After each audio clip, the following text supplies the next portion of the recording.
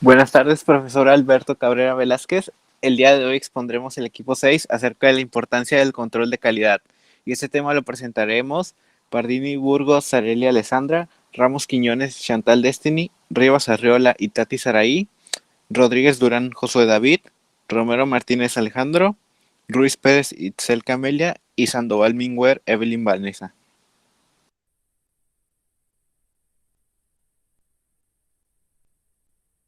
Bueno, pues primero hablaremos de la fase preanalítica. ¿Y qué es la fase preanalítica?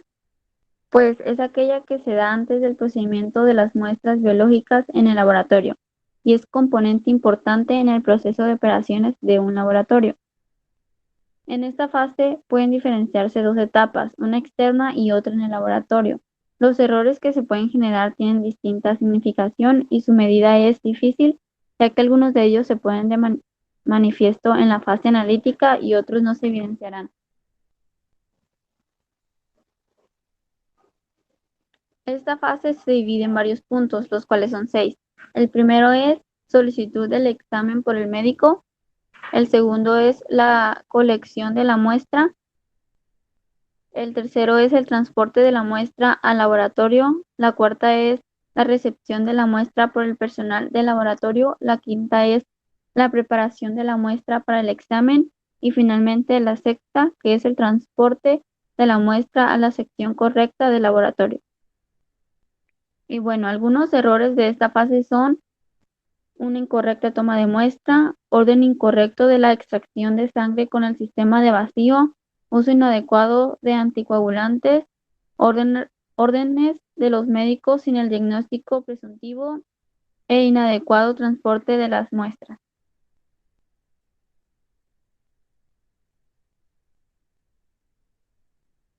Esos errores se pueden deber a varios motivos, como la alta demanda de pacientes que presionan al personal a trabajar con rapidez y perder los criterios de una buena toma de muestra.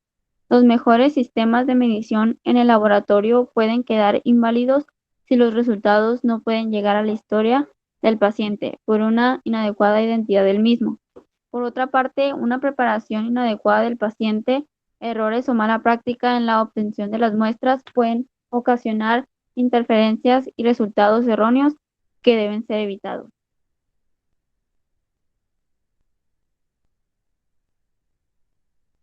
Para continuar, les hablaré de las muestras mal obtenidas por el paciente.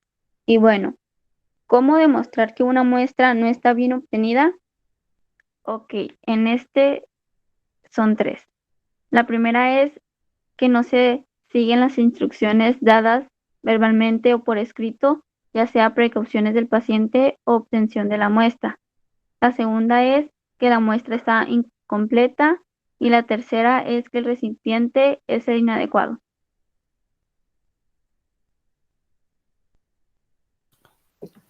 Espécimen o muestra mal transportada. Aquella muestra que estando bien extraída o recogida no se envía en las condiciones de transporte indicadas o se estropea durante el transporte, no se puede enviar refrigerada o congelada, se descongela, se derrama, se rompe durante el transporte, llega fuera de hora, etc. Las muestras deberían permanecer el mínimo tiempo posible en el control de enfermería o en la sala de toma de muestra antes de ser transportada al área del trabajo. Por ejemplo, la concentración de glucosa puede disminuir hasta un 10% en una muestra de sangre almacenada durante 2 horas a temperatura ambiente. Una incorrecta toma de muestras por personal capacitado. Es uno de los errores más comunes hechos por el personal médico con poca experiencia. Algunos de ellos son el tiempo excesivo del uso del torniquete, el uso inadecuado de algún dispositivo o material. En la realización de estos se ven involucrados gran parte del personal médico.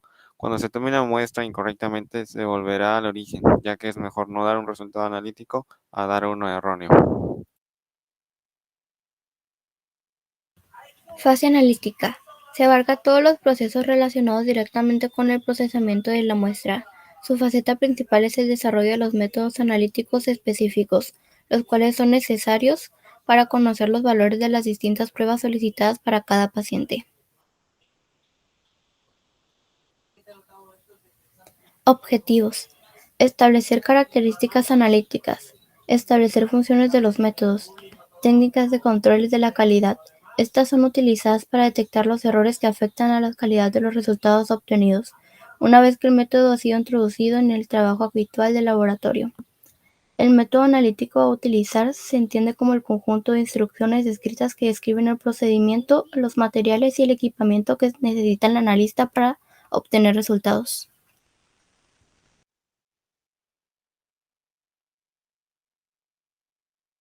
Criterios que deben cumplir los diferentes métodos que se desarrollan en el laboratorio. 1. Fundamento con referencias bibliográficas. 2. Características técnicas de los instrumentos y el material. 3. Lista de reactivos con la composición, concentraciones y origen. Identificar la concentración de los calibradores, el método utilizado para asignar valores y los límites de tolerancia de los valores. 4. Condición del espécimen. 5. Descripción de todos los pasos del procedimiento analítico. 6. Procedimiento de calibración y método de cálculo de los resultados. 7. Intervalo analítico. 8. Precauciones especiales de seguridad en la manipulación de especímenes, preparación de reactivos, etc.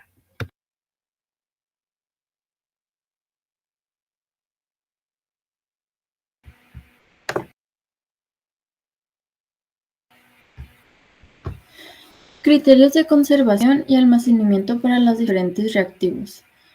Los reactivos son soluciones de sustancias químicas puras, compuestos biológicos específicos como enzimas, antígenos, anticuerpos o una mezcla de ambos, que se añaden a la muestra para producir una reacción capaz de determinar en ella una modificación tal genere una señal medible. Muchas de estas soluciones pueden prepararse en el laboratorio, pero la mayor parte de las que se usan en la actualidad son producidas de forma industrial por casas especializadas que la comercializan en forma de juegos de reactivos, presentados en estuches, por lo general con nivel de calidad alto. Existen reactivos que se conservan a temperatura ambiente, es decir, de 20 a 25 centígrados. Requieren un lugar fresco, seco, ventilado y no expuesto a la luz. Estos reactivos se ubicarán en el almacén del laboratorio. Otros reactivos requieren una conservación refrigerada, de 0 a 6 centígrados. En el laboratorio se dispone de un espacio reservado para estos reactivos dentro de la cámara de refrigeración. Descripción de las etapas del proceso analítico. En este proceso se pueden distinguir 4 etapas fundamentales. La primera es introducción de controles. La función de los controles es determinar la concentración de cada analito y compararlo con el valor que figura en el suero de control asignado por el fabricante. Si la diferencia entre ambos valores es pequeña y en todo caso está dentro del segmento que recomienda el fabricante de reactivo y el de control, entonces se puede comenzar a procesar las muestras de los pacientes. La segunda es calibración si corresponde. Un calibrador estándar o patrón es un espécimen del que se conoce la concentración exacta del analito. El término calibrador se utiliza más al hablar de la solución estandarizadora de autoanalizadores.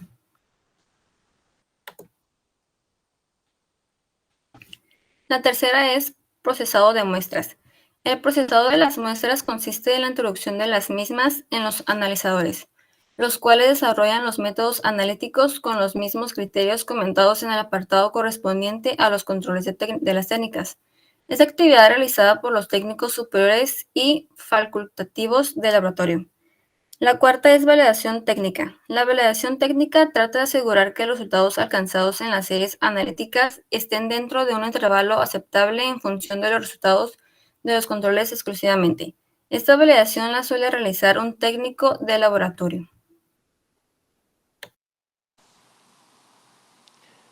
Fase post-analítica. La fase post-analítica es el proceso que se hace después de haber analizado la muestra. Para esto hay errores que deben ser analizados para que el personal médico tenga un diagnóstico que sea bueno y también que a la hora de darse el tratamiento, que sea a la hora de darse el tratamiento que será utilizado para el bienestar. Los errores que suelen ocurrir más en esta fase son errores en la transcripción de resultados. La mayor parte de los errores en esta fase eran debido a la transcripción manual de los resultados, pero gracias al uso de la informática se ha podido evitar estos errores, ya que los resultados pasan directamente al analizador del sistema de información del laboratorio clínico. Error en el cálculo de magnitudes biológicas. Algunas magnitudes se obtienen gracias a otras, como ejemplo, tenemos el cálculo de la concentración de colesterol de LDL en el suero a partir de las concentraciones de colesterol total, colesterol en HDL y triglicéridos en el suero. El cálculo manual puede tener muchos errores.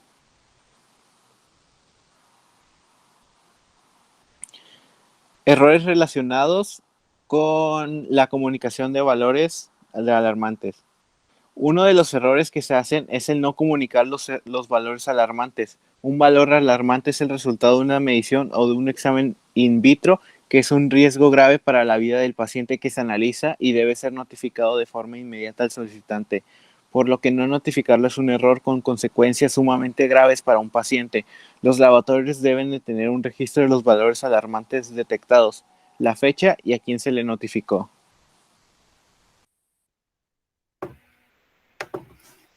Errores en el cumplimiento del tiempo de respuesta.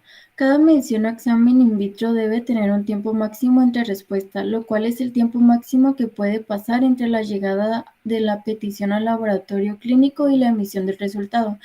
El cumplir los tiempos de respuesta es otra de las causas que hay error en esta fase.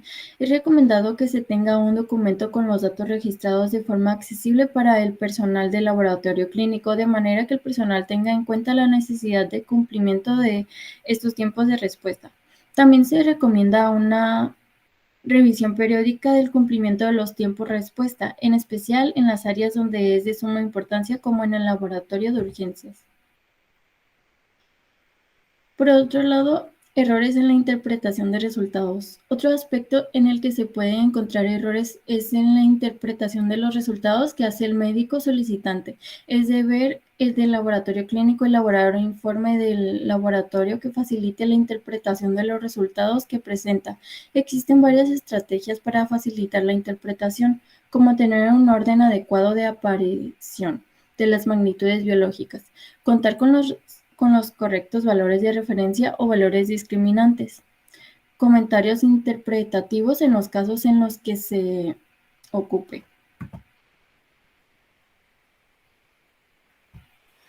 Higiene personal y bioseguridad. Dentro de los espacios se debe cumplir con una serie de requisitos para garantizar la seguridad y suprimir los riesgos a los trabajadores. Estos requisitos son: 1. La superficie libre por trabajador no debe de ser menor a 2 metros cuadrados. 2. Todo el personal del laboratorio debe usar medidas preventivas que garantizan la protección en el almacenamiento, transporte y manejo de sustancias tóxicas o residuos peligrosos biológico-infecciosos, guiándose por las normas oficiales mexicanas. 3. El responsable sanitario deberá informar al personal los riesgos del uso y manejo de sustancias peligrosas, además del material infectocontagioso, con el fin de que cumplan con las normas correspondientes. Y 4. El área de microbiología que procese cultivos de bacterias, hongos o virus deberán contar con campanas de bioseguridad.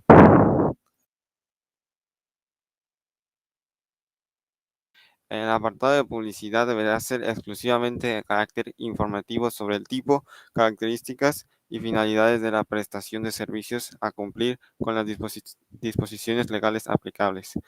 El mensaje publicitario del servicio deberá tener contenido orientador, educativo y en idioma español, y la publicidad no podrá ofrecer técnicas y tratamientos preventivos, curativos o rehabilitatorios de carácter médico o paramédico.